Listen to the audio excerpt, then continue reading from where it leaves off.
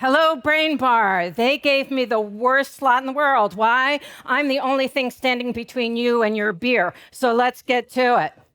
So when we think about cults, we usually think about things like Heaven's Gate, or we think about Charles Manson, or we think about the terrible things that happened in Jonestown, right? When 909 people drank Flavor Aid and all died, committed suicide, sort of. But that's where we get the term drank the Kool-Aid, because people were part of a cult and then they bought what that cult was selling. But this is not the only way we think about cults today. We also think about this. And I hear in this country, you think about this. Is that right? But we also think about cult leaders. Does everybody know who these people are? Some people, right? Sam Bankman-Fried, he was part of FTX. He built people out of $10 billion. Over here, we have Elizabeth Holmes, founder of Theranos. Supposedly, she created a piece of technology that allowed just a tiny drop of blood be able to find out what kind of illnesses that you might have related to it. Totally fraud. And of course, we have the person in the middle, who I think needs no introduction. The ones on the right and the left are in jail. The one in the middle should be. But why? Why do we think about cults as something beyond religion? And why is this happening now? So today what I'm going to do for you is I'm going to explain to you what cults are. I'm going to define what branding is, and if there's any marketers in the room, you're probably already saying, I know what branding is, Professor Einstein. I'm going to explain a little bit more deeply, explain why brand significance has increased in our lives more recently, demonstrate how marketers use the same tactics as cults, and why we should care. So let's start with a cult definition. In 17th century, it was simply a religious sect or group that venerated a figure, a deity, or an object. And I'm sure if you walked around into any of the museums in Hungary, right, you would see people talk about certain saints and the cults that were related to them. By the mid-19th century, what we had is the elimination of the religious aspect of this. Now, this all began to change in the late 20th century, particularly in the United States, where in the 60s and 70s, you had this boom in alternative religion. And that happened in the United States because there was a change in the regulation. Immigration policy changed that allowed more Asians into the United States. And so they brought with them belief systems that we were not familiar with. What you also had is the Beatles interacting with the Maharishi, right? And so all of a sudden, all these different belief systems started appearing. And so cults became religious belief systems that we don't agree with. Now, by much later, and because of the mass media, what we began to see is cults became a pejorative because we were talking about people like Charles Manson and the Moonies and Waco and Heaven's Gate. But what you have in the 2000s is the rise of digital media. And with that, social media created brand cults. And so what we have is almost a return to the 19th century definition of cults, so that cults are simply a group of people who coalesce around an idea.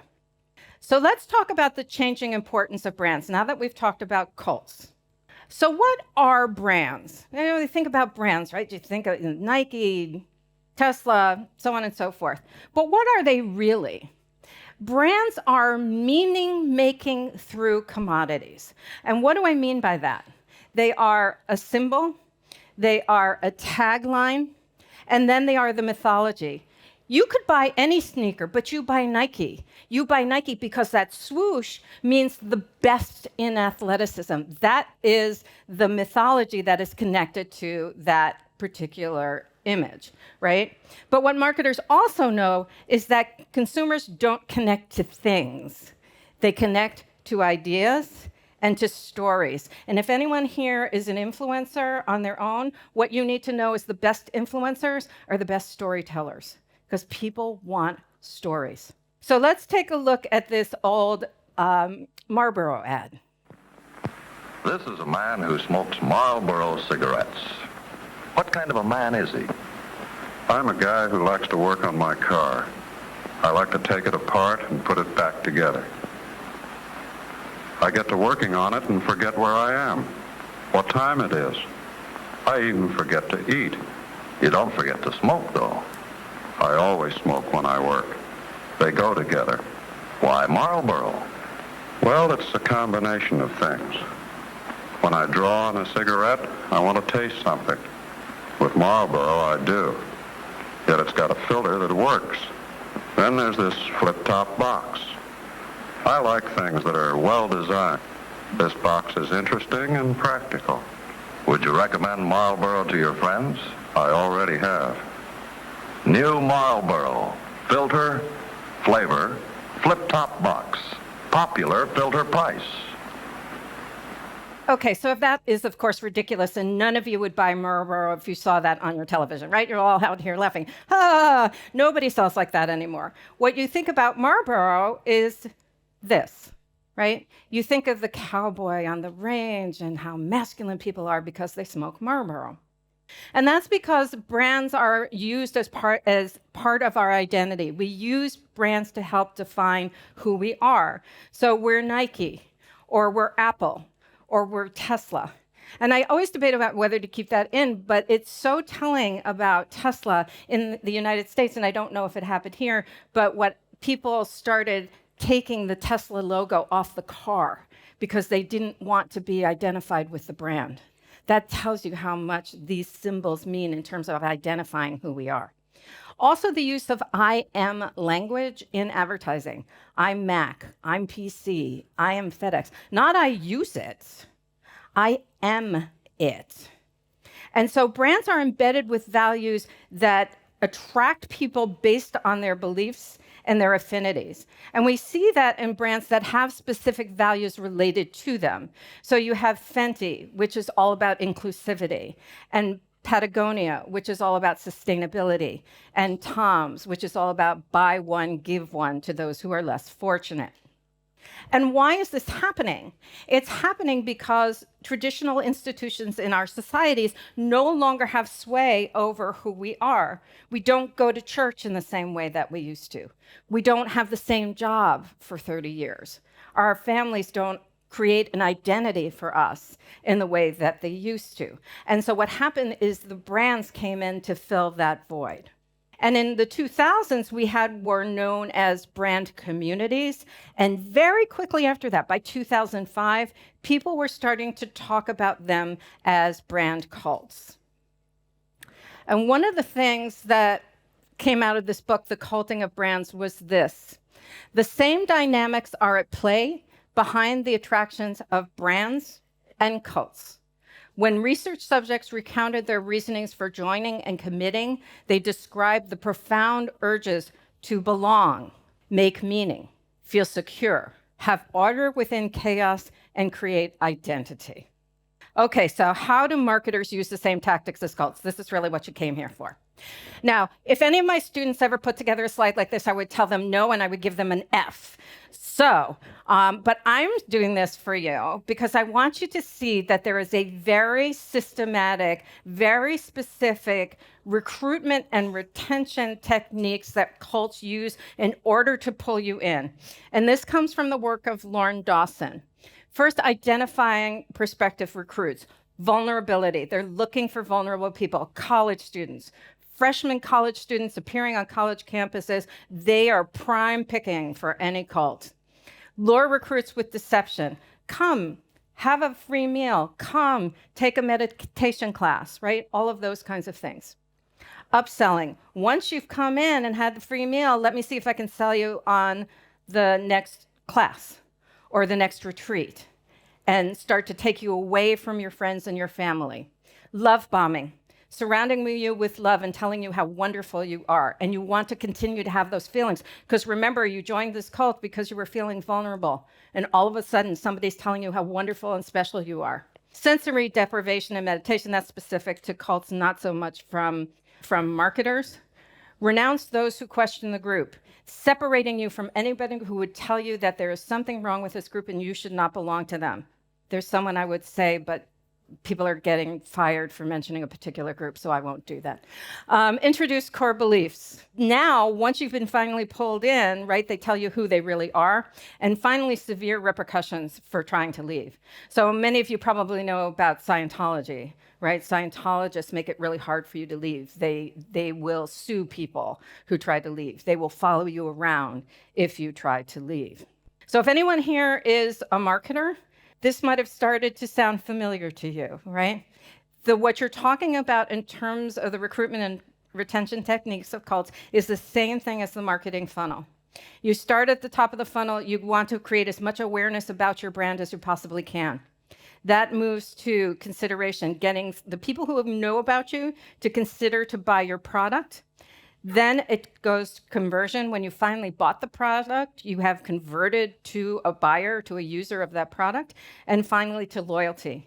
And in today's digital marketing space, we call those loyalists marketing evangelists, right? So this connection between religion, connection between cults and marketing is very specific. So let me give you a couple of examples of where you see this. So let's start with targeting the vulnerable through messaging. Steal this ad to increase sales on Facebook ads. This is called a before and after ad. And before you say before and after ads aren't allowed, they actually are. They're only not allowed for weight loss and cosmetic procedure ads. Plus, there's a ton of ways to use this type of ad strategy without saying before and after. You can show an ad like this, or like this, or even like this. Or you don't have to say anything at all. Or you can, because again, this is allowed. Give this ad a try and let me know how it goes. So what you're talking about with advertising and marketing, we're always trying to find what's your pain point. What is that thing that you are looking to fix? No ad ever has told you, you're perfect just the way you are. Because if they did, you would never buy their product. So the first thing that has to happen is targeting people through vulnerability. Next is targeting the vulnerability through media technology. Take a look. Evidence of harm, she says, extends to Facebook's Instagram app. One of the Facebook internal studies that you found talks about how Instagram harms teenage girls. Oh, yeah. One study says 13.5% of teen girls say Instagram makes thoughts of suicide worse. 17% of teen girls say Instagram makes eating disorders worse. And what's super tragic is Facebook's own research says, as these young women begin to consume this eating disorder content, they get more and more depressed, and it actually makes them use the app more. And so they end up in this feedback cycle where they hate their bodies more and more. Facebook's own research says it is not just that Instagram is dangerous for teenagers, that it harms teenagers. It's that it is distinctly worse than other forms of social media. So both the messaging and the technology is working together to make you more vulnerable. And where we also see this is with brands themselves. So targeting the vulnerable through branding. This is a brand called Brandy Melville. And this brand only has one size and one size only. It's about this big. And if you go onto their website, you will see that the models in that website are utterly anorexic. But what they're trying to do is to teach vulnerable adolescent girls that that is the size that they are supposed to be. A couple of other factors that we need to talk about when we're talking about cults. A charismatic, often narcissistic leader, and also a transcendent belief system that provides answers to all of life's questions. If someone tells you they have a worldview that will answer every problem that you have or ever will have, run. Run for the door. But the other thing that happens is in and out groups. Now, this can be as simplistic in cults or in brands as Coke and Pepsi. You're a Coke drinker or you're a Pepsi drinker. But rarely do we interact with those we don't agree with. right? We saw the debates here on stage at Brain Bar, but that's a rarity. Most times we keep ourselves away from people that we disagree with. And part of that happens through the technology because based on information from YouTube, we are pushed increasingly to extreme content. It's not enough that you may look up something to be because you're a vegetarian. It will push you to be a vegan. You are a conservative on the political spectrum. It will push you to the end of that spectrum. And the reason for that is on YouTube, 70% of viewing is based on AI-driven recommendations. And those recommendations are going to push you farther and farther to the extremes. And what we know and what we think of when we think of cults is that we have to be on a compound somewhere, that they have to be in a place where people are isolated, where they won't interact with people who disagree with them. That doesn't have to happen online anymore. And Stephen Hassan, who's one of the leading cult experts, has said, we are on our phone 10 hours a day. People are up all night getting fed YouTube videos. You don't have to have a compound anymore because the technology itself is creating those compounds. So we have this creation of in and out groups, and one of the places that we see this more than any place else is multi-level marketing. doTERRA, Amway, Herbalife. And what this gets taken to extremes, what you get is that. So is everything a cult? Let me go back to the question that we have about this talk.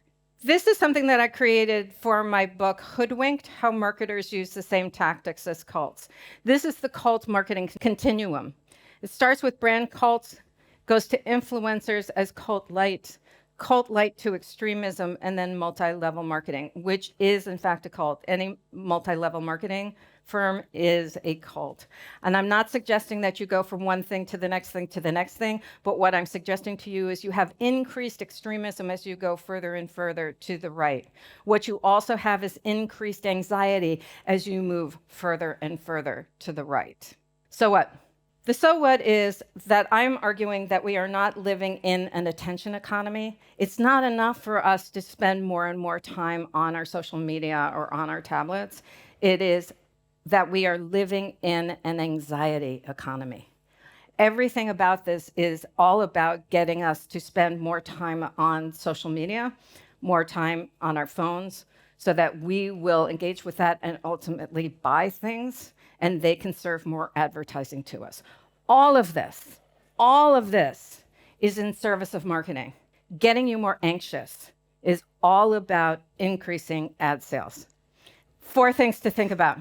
Enshittification. What happens with every social media platform is that it starts with bringing in the people or the creators, it brings in the people, and then it adds the advertising. When the advertisers come, it goes to, shit. Okay? TikTok ban and its fallout. What has happened with TikTok is more and more people are starting to pull away. There's this new idea of posting zero. Posting zero is that people feel like they can't compete with the professional posters, and so people are posting less and less. Good news, most people get out of cults. The vast majority of people get out eventually. And anti-MLM content, the anti-MLM content movement has been incredibly successful in having that industry start to fall apart. And we can use them as a model for how we might help other people get away from cults and other groups that they no longer should belong to. Last thing I will say, and then I will open myself up for questions, is the best thing you can do, spend less time on social media. I'm not saying don't, because I know that's unrealistic. Spend less time. Don't spend time on there when you're anxious and tired, which is usually the end of the day when most people pick up their phone and start scrolling. Take as much time as you can to meet people face to face, even if you don't agree with them. Meet someone, say, hi, let me buy you a beer, and start talking. And with that, I guess I'm up for the hot seat. All right, thank you. Thank you very much. Actually, while they're bringing the seat, and so prepare your questions, I actually have one very small question for you to begin with. Okay. Which is that when you look at crypto, for instance, yes, is that I was looking at it, that seems to fit most of your criteria of the influencers and so on. Would you think that's true? these manias, like the tulip mania and so on. It seems like digital tulips. Yeah.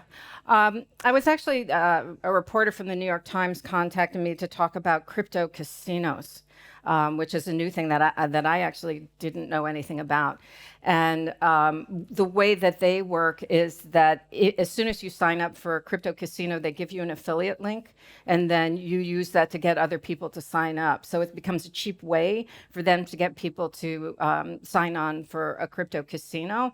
One, it's a cheap way for them to do it, but two, it's really deceptive and awful because you are bringing people in with the hope that they will lose money, because the way that you make money is for somebody else to lose a bucket ton of money.